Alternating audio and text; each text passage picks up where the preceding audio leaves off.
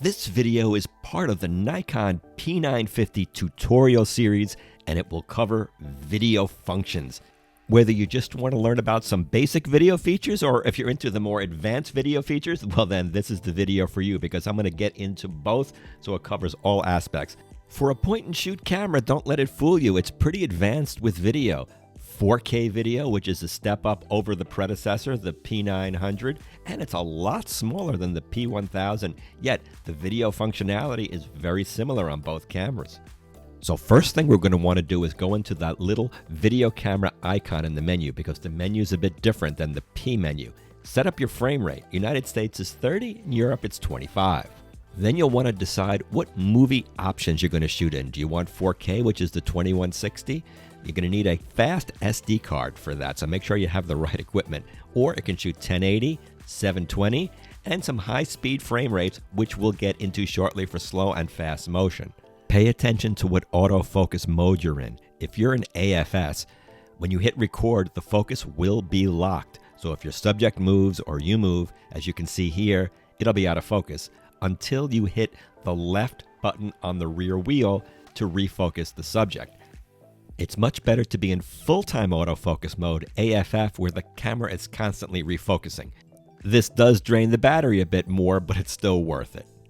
You're going to want to use that focus lock switch quite frequently and manual focus once in a while, because the problem when shooting video, especially at high zoom, the camera does tend to hunt, so you need to manually override that. The next item in the video menu, wind and zoom. Take a listen. We are zoomed into the zoom mic is on position. Now the zoom mic is on. So let's see if it makes a difference. I don't hear much of a difference, so unless you're in a real specific situation, you're probably just better off keeping these things off. Unless you're going to be on a tripod, make sure you've got your stabilization on. It's called vibration reduction. I leave mine on active. It's not much of a difference than normal. Framing first is not going to give you as strong a stabilization. Now, let me give you an idea of what to expect if you're hand holding the camera and not using a tripod. And this is at full telephoto. Some editing programs allow you to stabilize it even further at the cost of some wobbliness. This is without any stabilization at all. So the Nikon does a pretty good job, all considering. So whether you're in auto mode or aperture priority or just about any mode in the top dial, to record video as simple as pressing the red button on the back, you will hear that confirmation beep, and you're good to go for 29 minutes, as you'll see your timer countdown, and your video will stop recording after the 29 minutes, but your batteries will probably die long before then because the batteries are weak. Make sure you have an extra. But let's say you want to do a long-form interview that's going to go longer than 29 minutes and you want to use AC power. There actually is a way. You need to buy 2 separate adapters, which are available at B&H Photo. I'll give links in the description below. Now you should know, once the video file exceeds 4 gigs, it will divide it into another file. So that's about 7 minutes for 4K video and either 13 or 26 minutes for HD. And kind of a unique feature with this camera for recording video, if you hit the OK button, it pauses the video, which is nice. You can see the time pause. Hitting OK again restarts it.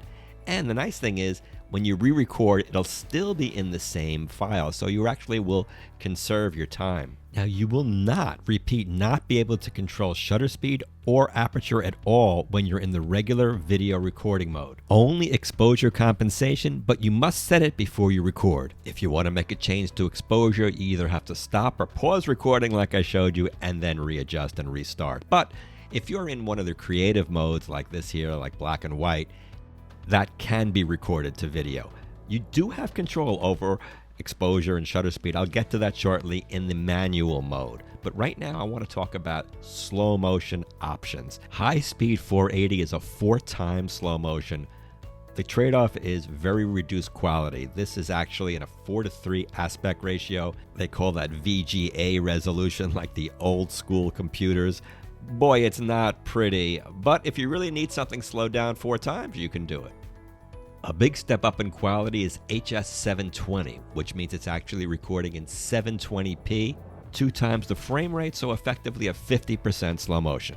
Now, there is no technically 1080p slow motion, but a workaround is if you record in 60p and then import the footage into any non-linear editing program, The 60p will enable good slow motion when you slow down the footage 50%, so you'll get a very nice looking slow-mo. Now the other side of the speed coin is when you go to 0.5 times in frame speed, you're actually going to get fast motion. So if you're looking for that speeded up effect, this is the mode for you, and it will be in 1080p. Wow, they are running quickly. They're going to win. They're all going to win. Slow down!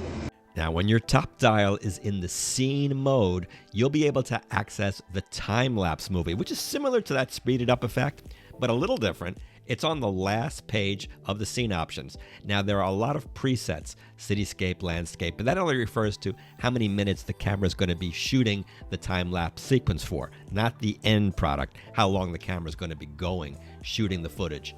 There are preset options that you can't change, but as soon as you hit the shutter button, the camera will start to shoot every few seconds, and then it will actually stitch it all together. You don't need any separate programs. It'll save the data, and there you have your time-lapse looking very cool. Now, if you want to have more control over the time-lapse as opposed to those presets in the scene mode, go into the picture shooting mode where it says single continuous.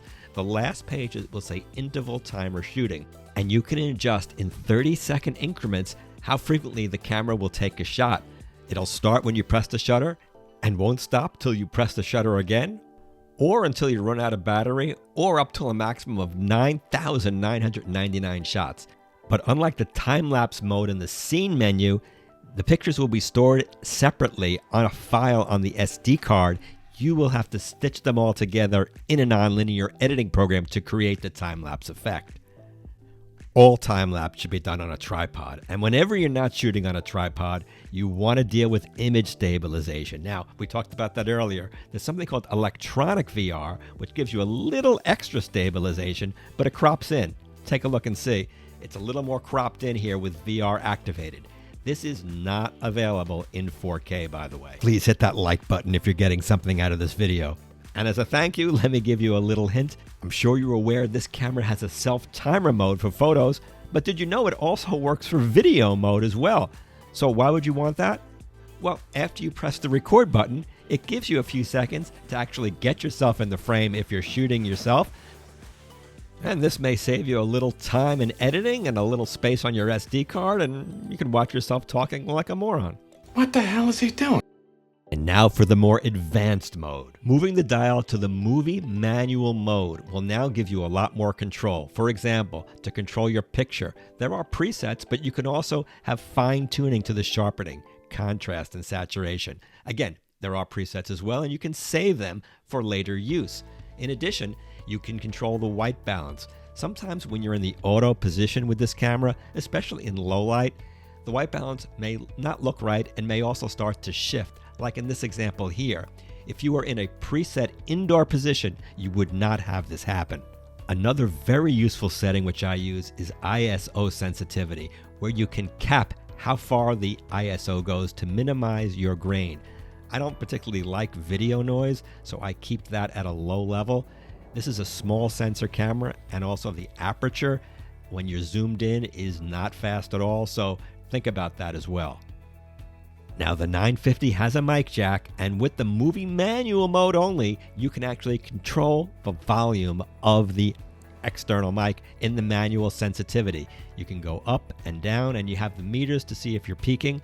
Problem is, unfortunately, there's a mic jack, but you don't have a headphone jack. Say what?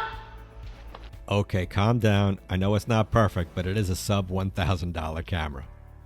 But the good news is you do have 64 increments of audio adjustment, so with a little trial and error, you should get good sound. Now, exposure mode has either aperture priority or manual. In aperture priority, with the rear wheel, you literally do that. You control your aperture value. So in this movie manual mode is the only way to do that. When you are in manual mode, complete manual, you can control both the shutter speed and the aperture by using the rear dial and the top dial as well. The top dial will control your shutter speed. So now you really have full control. What's easy to miss but pay attention to is this graph on the right side of the screen, which is your exposure graph, and will tell you if your picture is being over or underexposed depending on how you set your values. Ideally, it should be right in the middle. And as a little trick, if you go into the settings and you assign the side dial to your ISO, Now, with those 3 dials, you'll have full control: the side dial of the ISO, the rear dial of the aperture, and the top dial of your shutter speed. Now for my next free hint of the day, while you're shooting video, pressing the shutter button will enable you to take a photo while the video is recording. And when you're doing it in 4K, you'll have up to 20 photos, and you can see how many photos are left. It's a very cool feature, and you can see that the quality is actually very good. You can also do this if you're shooting HD, but you're only going to get 2 megapixel photos as opposed to the 8 megapixel photos in 4K. Now, there is another way to do this. While you're playing back a video from the camera, there is an option to copy this frame as a still image. The camera allows you to do some in-camera editing as well. Now, granted, you can't do sophisticated editing, but you can do something very important, which is trim the beginning and trim the end, which is where most people really want to make their cuts. Not everybody wants to bring their footage into a non-linear editing program. And once you're done with the editing, you just simply save the clip and it saves it as a new file. Now, the camera does have an HDMI output, but it uses a micro HDMI adapter, which everybody complains about, and I saw why, because mine actually broke. They are really delicate, and it broke inside the HDMI port, and I was really concerned that it actually ruined the hardware in the camera, but fortunately, it did not. It works. You can output a clean signal, which means without the display options, but only in 1080p, not in 4K. I did use a Ninja recorder with my camera, and just so you're aware, the screen does blank out when it's output to that. So what's great about the P950 is that if you just want to use the video in a point and shoot way, you can. But as you can see, you can go deeper. There are manual controls and overrides, and way to make your videos look and sound professional. Thanks very much for watching, and be sure to check out my other tutorial videos on the 950 and P1000. Thanks. I'll see you soon in the next video.